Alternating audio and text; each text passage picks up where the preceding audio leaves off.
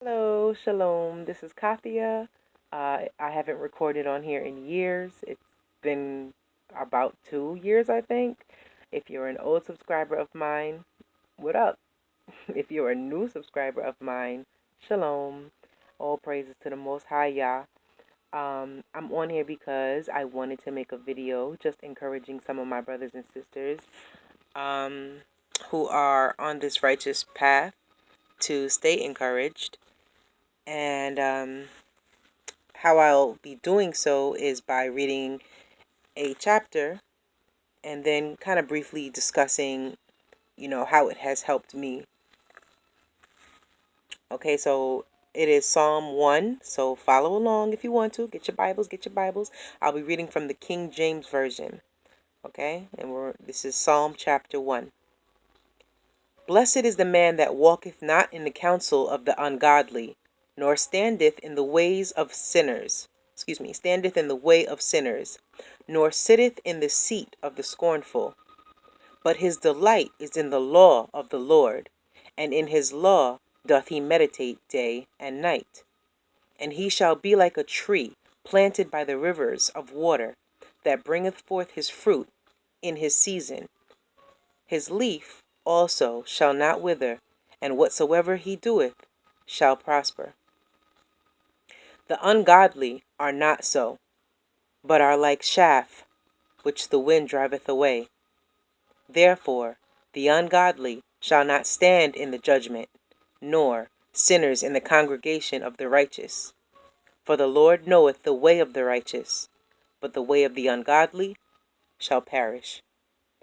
The reason that I find this to be inspiring, every word of it is just inspiring, but if I go back to verse 3, it says, And he shall be like a tree planted by the rivers of water, that bringeth forth his fruit in his season. His leaf also shall not wither, and whatsoever he doeth shall prosper. Who doesn't want to prosper? Who doesn't want to be like a tree planted by the rivers of water? You want to be firm. You want to be confident. You want to be prosperous. And since joining this journey, I see that these things come to fruition for you. Granted, it's not easy, but these things do in fact come to fruition for you. Verse 1 says, Blessed is the man that walketh not in the counsel of the ungodly, nor standeth in the way of sinners, nor sitteth in the seat of the scornful. When I came into this journey, I already wasn't really talking to too many people like that as it was. But once I saw that I started changing people, places, and things in my life, I started seeing that blessings started to come to fruition in my life, and not necessarily just in the physical, but for certain in the spiritual. My spirit was so darkened and so bleak prior to this journey.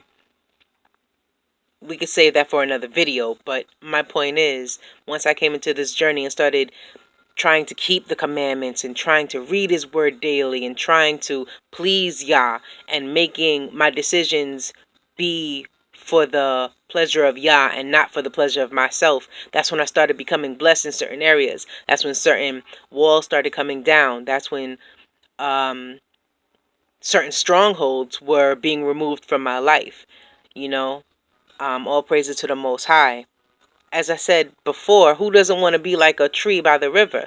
Nobody wants to be, just all over the place, floating about, getting hit by life this away and that away. We want stability. You know what I'm saying? At least I do. A lot of us want stability. A lot of us want to be prosperous. And I'm not even talking about, monetarily. We just want to we want shalom. We want peace. You know what I'm saying? And praise Yah that he made a way for us to attain these things through him, through his word. All praises. Here's where the encouragement comes in. It's not always easy to be firm. It's not always easy to be substantial. It's not always easy to make your move substantial. It's not always easy to find the encouragement to stay in this journey, because there's a whole lot of refining being done. There's a whole lot of purging being done. And that process can be extremely painful, for lack of better words. So, how does one stay firm in this journey? How does one stay dedicated in this journey? Well, there's another verse that kind of helped me put things and keep things into perspective. And that verse is, follow along, is Deuteronomy chapter 4, verse 9. And it says, "Only take heed to yourself and keep your soul diligently, lest you forget the things which your eyes have seen, and lest they depart from your heart all the days of your life. But teach them your sons and your sons' sons." This is very important to me because it's telling me that if we take heed to ourselves, take heed to our soul diligently, not just be somewhat conscious of what we're doing and somewhat conscious of what we're asking, but to actually be diligent about it, to actually have that responsibility, that true responsibility over yourself, because it's on the line. You're not playing games anymore when you're walking in this path of righteousness. There's no more time to make mistakes and just blow it off. That each decision you make matters. You know what I mean? This verse really put things into perspective for me, because what I think I'm going to do is I'm going to end this and make this a part 1, because I know I don't have a lot of memory and I'm not even going to play myself.